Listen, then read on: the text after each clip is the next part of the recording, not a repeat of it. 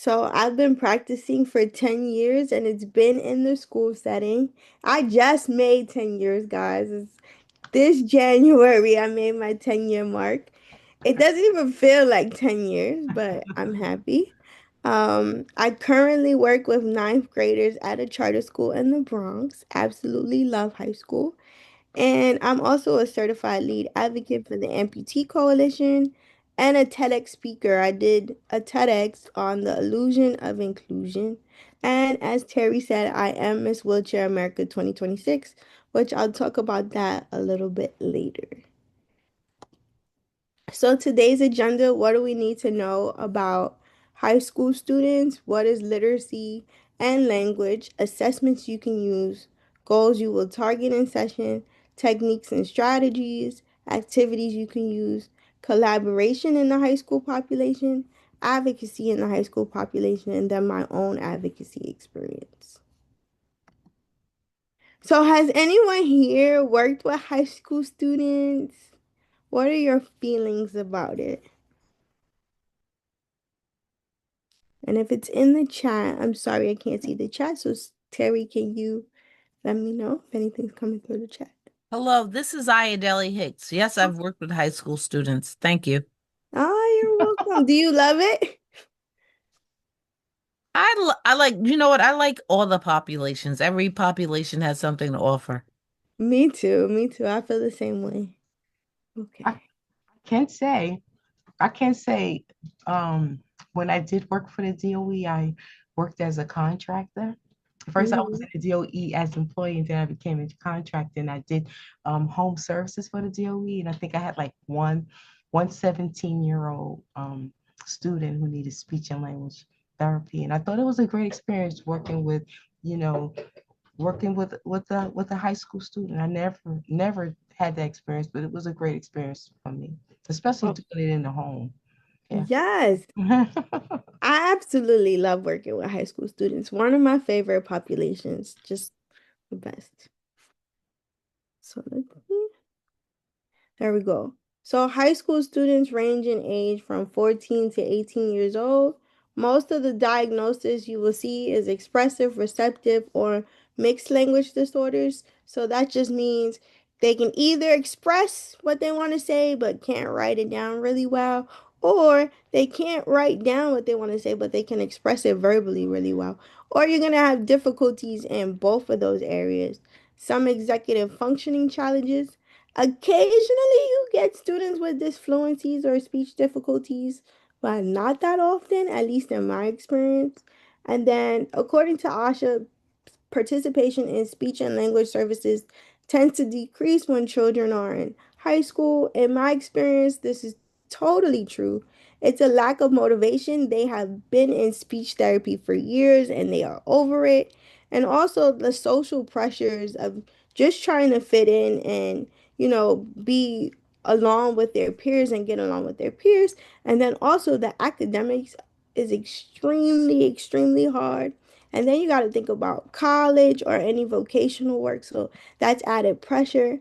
And I would say one important thing to know is that you really need to put on your counselor hat and use some of those skills because a lot of your work too is going to be building up that self-confidence.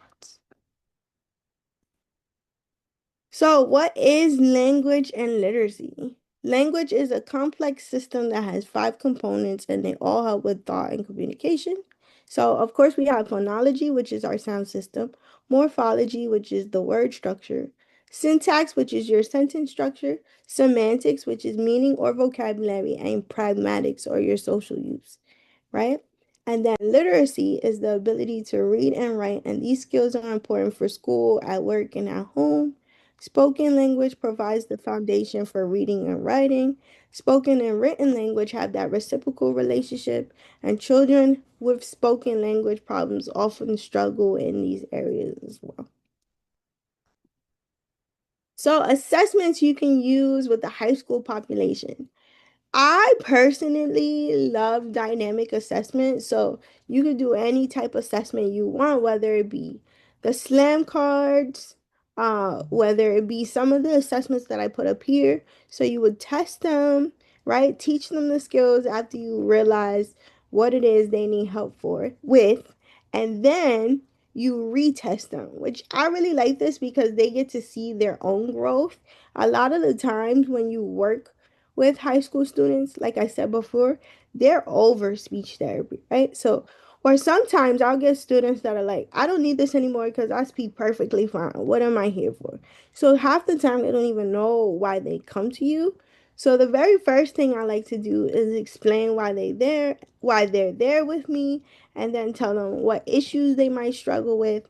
And sometimes you still get that pushback like, nope, I don't need your help. So I'll slide like one of these assessments you see on there. Usually I like to do the curriculum based testing, which is this one up here is really short, really simple, but it looks at your narrative skills, your writing skills, whether you can do that reading comprehension piece or the vocab. And a lot of the times they struggle with it. So I don't say absolutely anything when they're taking the test. I let them do it on their own, give them a couple minutes, and then the page is blank. And then I'll say, do you need my help? And eventually they'll relent and say, yeah, I need your help. So I like the dynamic assessment because, again, you can see and they can see the progress that they've made over time. There's also narrative assessment, which I really like to either do this through, and also narrative is also looking at stories, but I really like to do this through like, tell me your favorite movie, right? The reason why I like to do that is because if I'm not familiar with the movie, I could literally search it up and literally see what the narrative is and then see what they're missing in their narrative that they retold me. So it gives me something to reference to. You can also do a language sample, which if you really, really establish that rapport, which is paramount with high school students, you can really get a good language sample. And in that language sample, you're looking at how long their utterances are and whether their vocabulary is very diverse. In the school setting, I use standardized testing only when I'm doing the triannuals, but because of the cultural and linguistic diversity of it all, you also don't need to report scores. So what I'll do is I'll do like 5 out of 10 wrong or something like that, just to show their strengths and their weaknesses. A lot of the standardized that I like to do is the word test too, or the listening comprehension test. Any questions so far? No? Okay. I can say that's very interesting. You know, I it's something that I would probably use since I am going to start working with teenagers soon. So thank you for that. Oh, you're welcome. So, a lot of the goals you will target is going to work on that vocabulary development. So, context clues, synonyms and antonyms, retrieving and providing semantic features because you want to expand their vocabulary. A lot of the times when I sit down with high school students, their vocabulary is still like second grade, third grade, right? They don't have the vast vocabulary that they need. So, we'll work on that. We'll also work on some reading comprehension. So a lot of the abstract stuff, so inferencing, main idea, figurative language, we'll do a lot of that. Sentence structure is a big one, and this is the area, writing is an area that they do not love to do. So I try to make it as fun as possible um, because they will just stay away from it. They hate it at all costs, but I do try to create fun activities for them. So it has to do with punctuation, sentence structure, that planning and editing, they don't have it, right? And so then some of the executive functioning skills I would do is self-regulating, memory, and just giving them a lot of study skills because a lot of them we are always teaching, or people are always teaching them what to learn, but never how to learn and what works well for them. And sometimes you may have to do those social skills. So a lot of theory or mind or appropriate and inappropriate behavior, because some of your students may have autism as well, or just need those social skills because a lot of our students now are mostly behind screens. And so they don't really have the social skills they should have. So yeah. And then advocacy is a big one. But I always tell everyone, ask your students what they want to work on because when you build that relationship, they will tell you, like, oh, I suck at spelling. I want to work on spelling. And of course, you can't necessarily put that in the IEP at this age. How I tend to do it is I say, like, listen, I have to target things that my student also wants to target. So this is something that they want to work on. And so this is how we're going to work on. Or I embed it in a lot of the things we do. So if we're working on writing, I'm also hitting the spelling as well.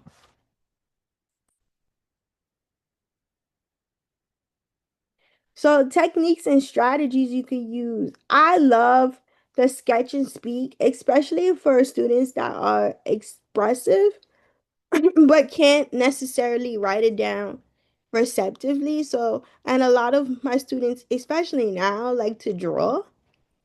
So they'll sketch something and then I'm like, okay, let's write a paragraph of what you just wrote. Because a lot of the students, again, their writing skills are very primitive. So we have to go either sentence level, paragraph level.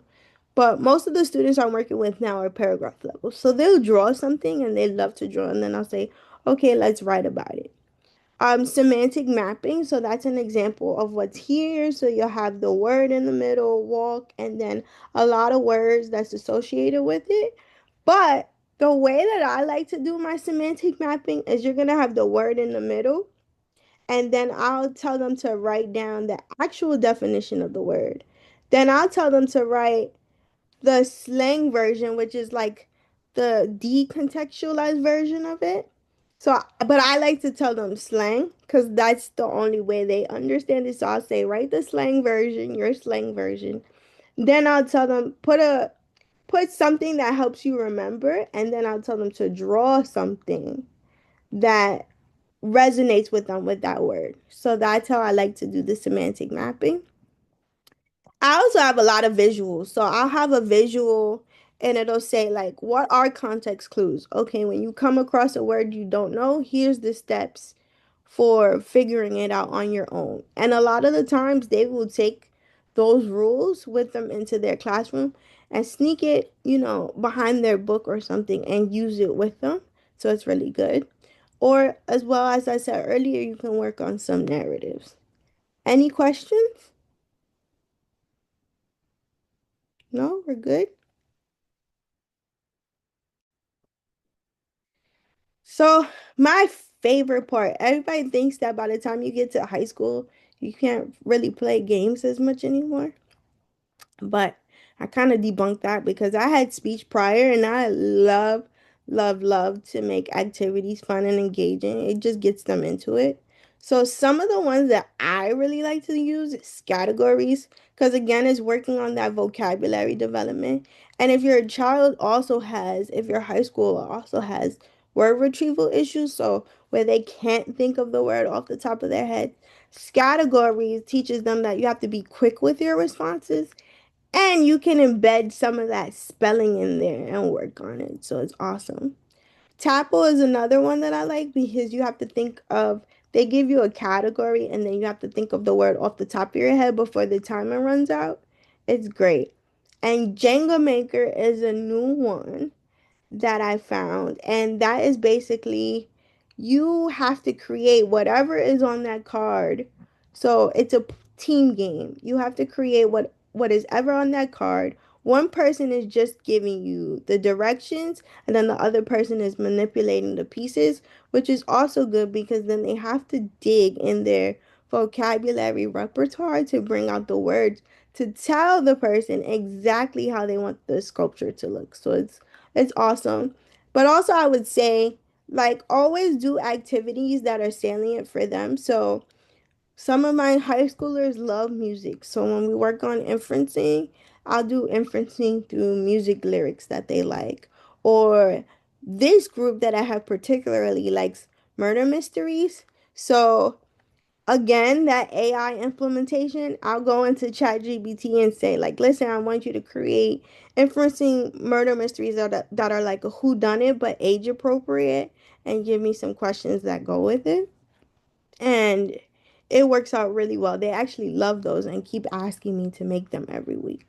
So that's a good use of AI. So collaboration in the high school population. Who do we collaborate with? And I may have left some people off here, but it's usually the content area teachers, the special education team, school psychologists and counselors, students and their families, right? And how you want to collaborate effectively is you want to make sure you're able to modify that materials, share strategies amongst each other, and use some of the classroom-based stuff that they're doing and just bridge the communication between you, between the school, between every professional the child is seeing. Now, that is in a perfect world. And we all know, if we don't know, that schools can be difficult when it comes to collaborating. So it's not always cookie cutter perfect. What I've had to do in my experience is sometimes I'll partner with the English teacher if my student is really struggling in English, or I'll partner with one of the teachers, especially being an independent contract provider, you're not always there all the time. But I try to make sure the teachers know who I am and that I'm willing to collaborate.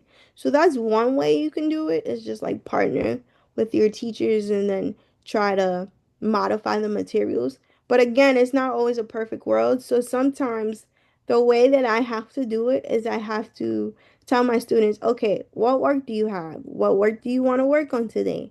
Okay, let me see it. What are you struggling with? And again, this is why I say building a relationship with them is so important, because when you build that relationship with them and they trust you and they understand that you guys are working together as a team, they will tell you, like, hey, I'm struggling with this. Can you help me with this work? Or I need help with this. And there you go. You're able to target all the skills that they need to work on in their lesson that they have for their teacher. So it works out pretty well. I've done that for a couple of years and the students have made progress. So I like that.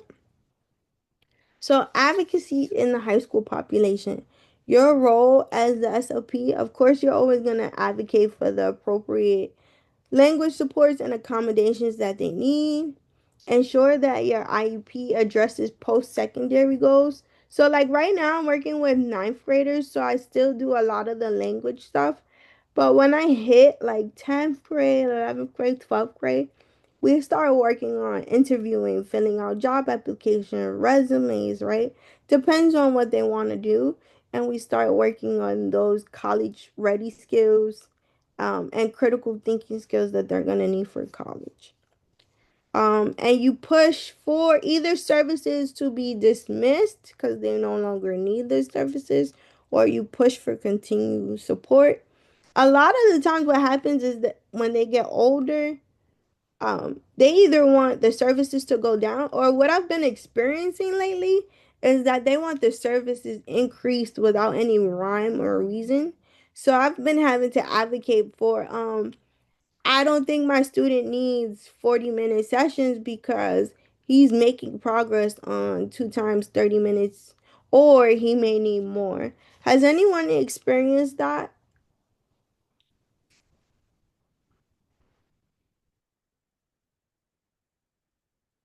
No? I have, but Okay.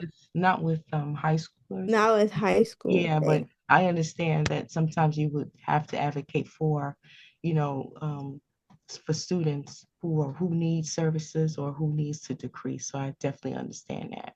Yeah. Sometimes, um, it takes talking to the parent to understand and to also work with you to get more services, and then vice versa, talking to, the IEP team to decrease, so Yes. y'all, you got to work on both sides. I understand. That's always hard. That's always hard to do. That is always hard to do. But also on the flip side, you also have to teach students to advocate for themselves, which I am a big proponent of this because I always tell my students all the time, I'm only either with you 2 times a week or 1 time a week or 3 times a week, whatever your mandate is. But you have to go to school 5 days out the week. And some of those days I'm not here with you. So you have to tell people what you need and what you don't need, right?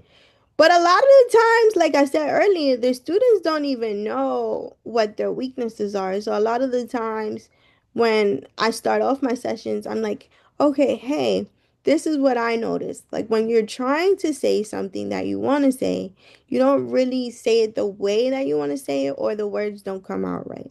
So here's what I think we need to do. I think we need to boost up your vocabulary, or once I start exposing them to a lot of visuals or a lot of prompts, they'll say, when you show it to me this way, I understand it. Or when you break down the language this way, I understand it. So I'm like, okay, great. So that's what you need to go tell your teachers. Sometimes it's like, I don't understand this the way that you're saying it to me. Can you break it down even more for me to help me understand?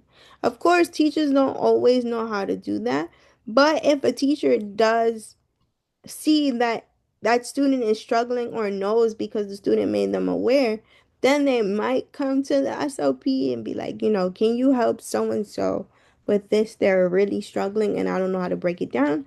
Or then they will come to me and say, how do I modify the language for them so that they understand?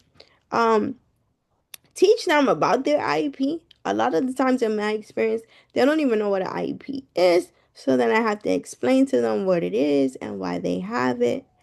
And so then that helps them because they're like, oh, I want to be in the meeting. Then I want to know what my teachers think and what you think. Okay, great. Um, and then let them create their own goals about what they want to see at the end of the session, which is what I always do. I always tell them in the beginning, what do you want to improve on by the end of the school year that we're together? And when they see they've made so much progress, the smile and the joy on their face, because for so long they felt like, oh, I'm just a failure, right? And I keep failing at the same thing and failing at the same thing. It's never going to get better. But I always tell my students we're a team. So if I'm not giving up on you, you can't give up on yourself. So we're gonna do it until we make some progress. And when they see progress in themselves, they're just ecstatic. I remember one of my students actually just came to me the other day. He was like, I got an 80 on my test that, we worked on the content for, and now I get to go to Costa Rica. He was so excited. So that always brings joy to me as well. And then helping them make great decisions for themselves, right? It's all about empowering them. So, my own advocacy experience, I just became Miss Wheelchair America 2026 in August of last year. First ever in New York of the organization's 54-year history. I actually have been advocating long before this. I was advocating when I was young for accessibility going to college in my undergrad years and in my graduate years. And then I just recently, for the past, oh my goodness, I'm coming up on 3 years, really started advocating for Medicaid parity within the durable medical equipment space. So, durable medical equipment is wheelchairs, braces, prosthetics, nebulizers, hospital beds, all that good stuff that we need, right? But Medicaid is only reimbursing at 30 to 40% of a 1987 rate. So the independent providers are going out of business. And then what happens is national providers come in the space and then it takes longer wait times for repairs, and it's just not good because these are things that we need to get around. So I've been doing a lot of lobby days in Albany prior to becoming Miss Wheelchair America. I really got into the competition because when I would do those lobby days or organize those rallies, legislators would say, you're not a constituent of mine, so I don't have to sit down and meet with you. So I was like, okay, but I'm going to become Miss Wheelchair New York, and then I'm a constituent for everyone, and then you have to sit down with me. So when I did that, of course, when you went for your state, you have to go on to the national competition, which is two interviews, so one 10-minute, one 15-minute. Then you have to do a 2-minute platform speech, and then two on-stage questions, and I won for the first time ever for my state. So now I am the national queen. And so that means I have to travel.